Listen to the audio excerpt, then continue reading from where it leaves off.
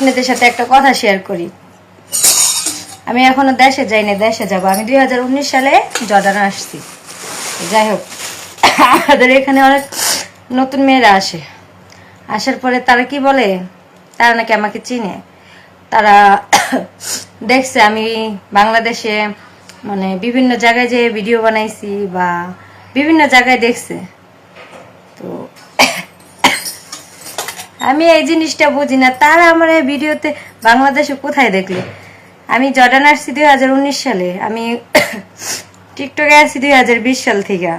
আমি জর্ডান আসার পরে টিকটকে ঢুকছি।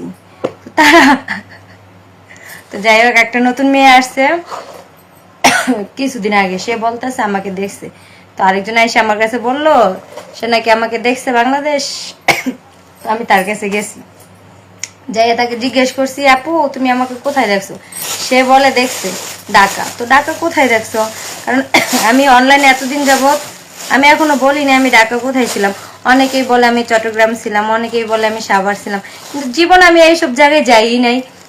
তারা বলে আমি বিভিন্ন জায়গায় ছিলাম। তো যাই হোক, তো জিজ্ঞেস করার পরে মেয়ে বললো দেখছে ময়মনসিংহ কোথায় জানি, বাইপাস কোথায় জানি না, সেখানে দেখছে।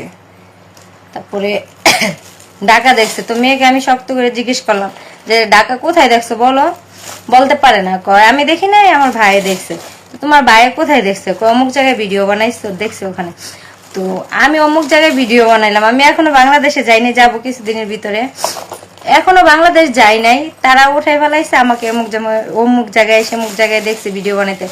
তো আমি অনলাইনে আসছি জর্ডানে আসার পরে 2020 সাল থেকে আমি অনলাইনে। তারা আমাকে কিভাবে বাংলাদেশে দেখলো?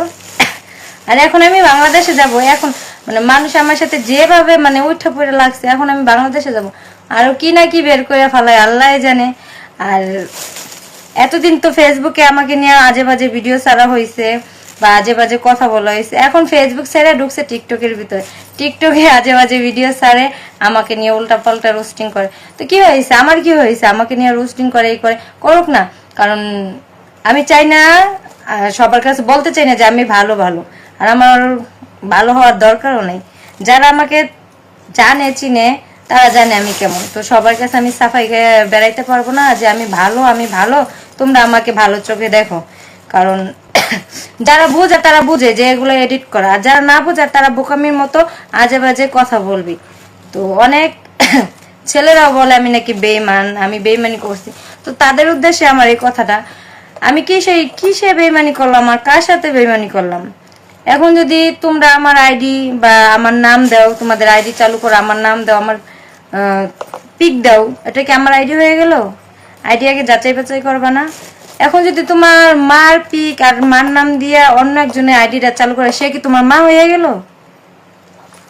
তো সবার উদ্দেশ্যে এই কথা, যদি কেউ ফেসবুক টিকটকে আমাকে ফলো করো বা দেখো যে মেসেজের রিপ্লাই, আমি সুমি কাউকে কখনো মেসেজের রিপ্লাই দিই না। আর আমার পার্সোনালে এমন কোনো লোক নাই। আমার অরিজিনাল আইডিতে ঘুরে দেখা এসো আমার ফলো লিস্টে কয়জন আছে, ফ্রেন্ড লিস্টে আমি কয়জন রাখছি। আর কিছু বলার নাই। এখনো বাড়িতে যাই না, যে অবস্থা শুরু করছে বাড়িতে গেলে না কি হইব আল্লাহ জানে। ভালো থাকো সবাই।